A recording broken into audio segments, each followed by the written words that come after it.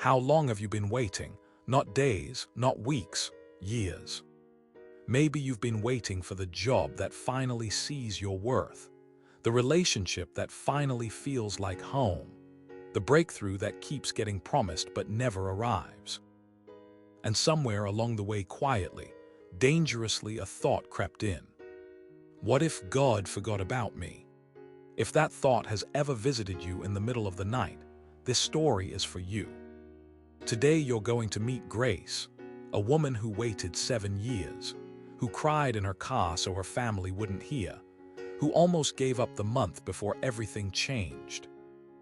And by the end of her story, you will understand something that will change how you wait forever.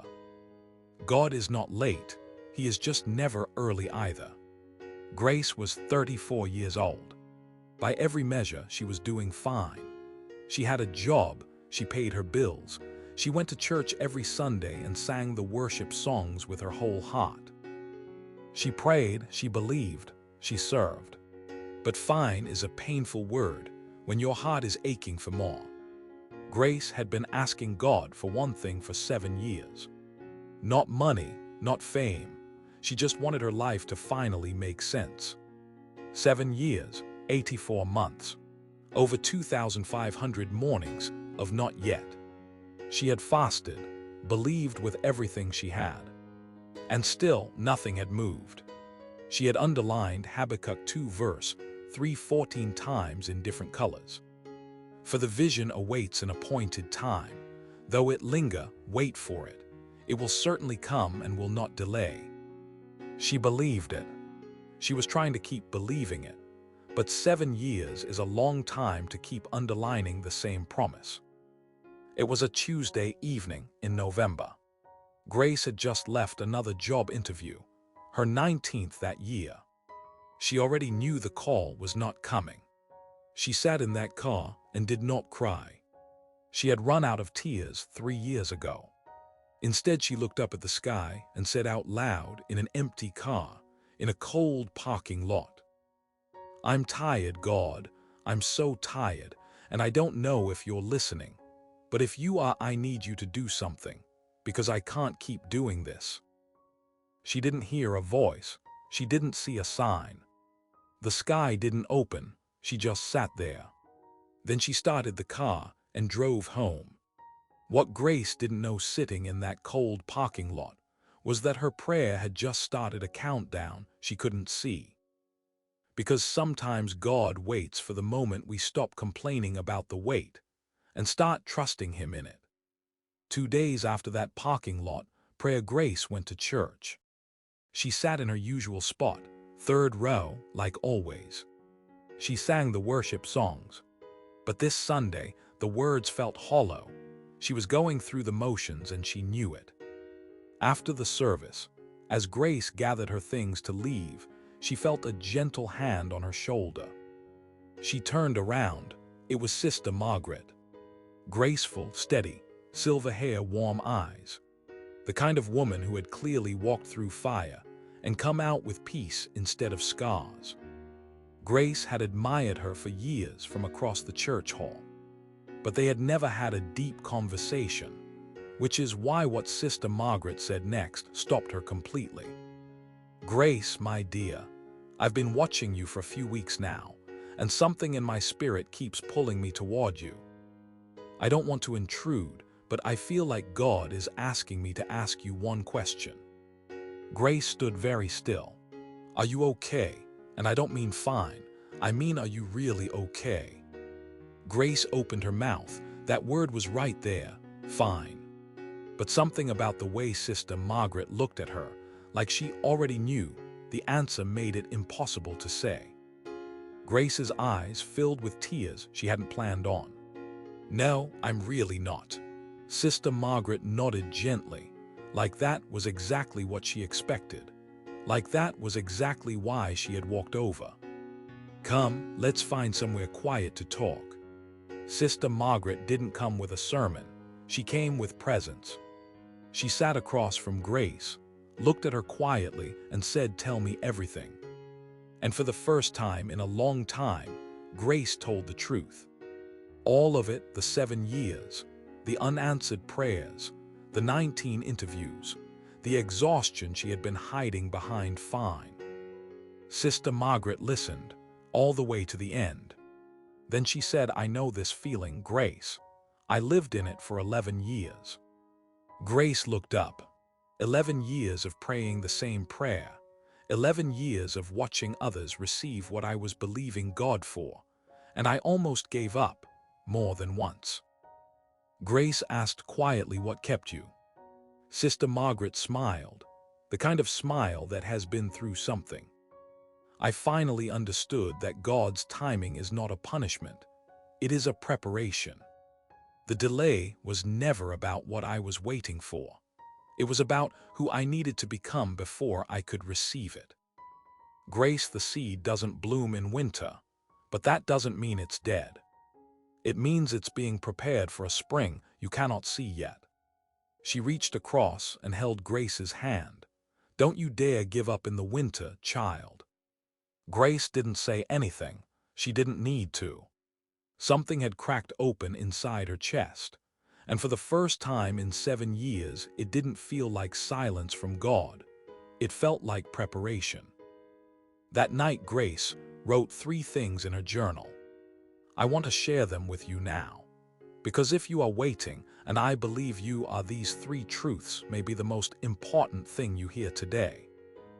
Truth 1. The delay is not a denial. When God does not respond on our timeline, we interpret silence as rejection. But silence is not the same as no. Jeremiah 29 verse 11 says, "For I know the plans I have for you, declares the Lord. Plans to prosper you and not to harm you. Plans to give you hope and a future." He has plans for you, not had, has, present tense, right now. The delay is not God ignoring you. It is God preparing both the blessing and the person who will receive it. Truth 2. You are being built, not punished. Every year Grace waited, she thought she was being held back. She didn't realize she was being built up. The patience she developed, in the waiting she would need it for what was coming. Isaiah 40 verse 31 says, "Those who wait on the Lord shall renew their strength. They shall mount up with wings like eagles. They shall run and not be weary. They shall walk and not faint." Waiting on God is not passive. It is one of the most powerful, faith-filled things a person can do. The question is not why is it taking so long. The question is who am I becoming while I wait? Truth 3. The breakthrough always arrives right on time, not a day early, not a day late. There is a story in the Bible. A man named Lazarus was dead, 4 days dead. His family had given up, and Jesus arrived 4 days late by human calculation. But he was exactly on time, because what God was about to do required the situation to look completely impossible, so that when the breakthrough came, no one could explain it away. Your situation looking impossible right now is not a sign that God has forgotten you. It might be the very setup for a miracle that no one will be able to explain. Something shifted in Grace after that conversation with Sister Margaret. Not overnight, slowly, quietly. The way dawn comes, you don't see the exact moment the darkness ends. You just notice it is no longer dark. She stopped asking God when. She started asking God, what are you building in me? What step can I take right now? She took a course she had avoided for 2 years. She asked for help from people she had been too proud to call. She didn't do it because she felt motivated. She did it because she finally understood the waiting period was not wasted time. It was preparation time. 8 months later, Grace got a phone call. A company she had applied to 18 months ago. They had kept her resume. They remembered her. And they wanted her not for the junior role, for a senior one.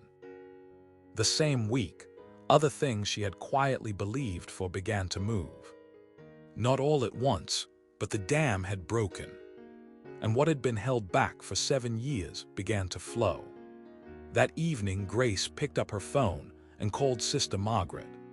Sister Margaret, you walked up to me in church when I was at my lowest. I didn't understand it then, but God sent you. The wait wasn't wasted. None of it was wasted. There was a pause on the line. Then Sister Margaret said softly, I know, my dear, I know. So what is the lesson from Grace's story? It is this.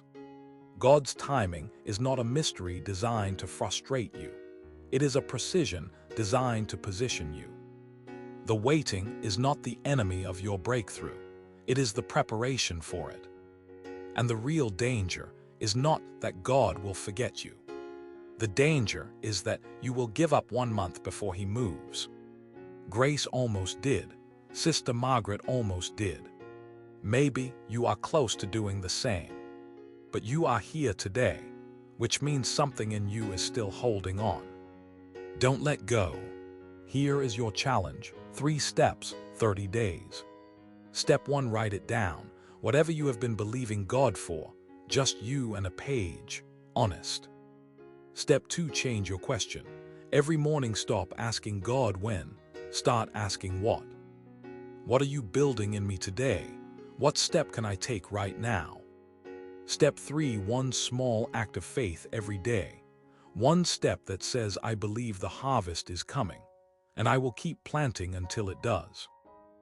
Drop a comment right now and type the word, waiting, just that 1 word, so I know you are not giving up. Because your story is not over, your winter is not permanent.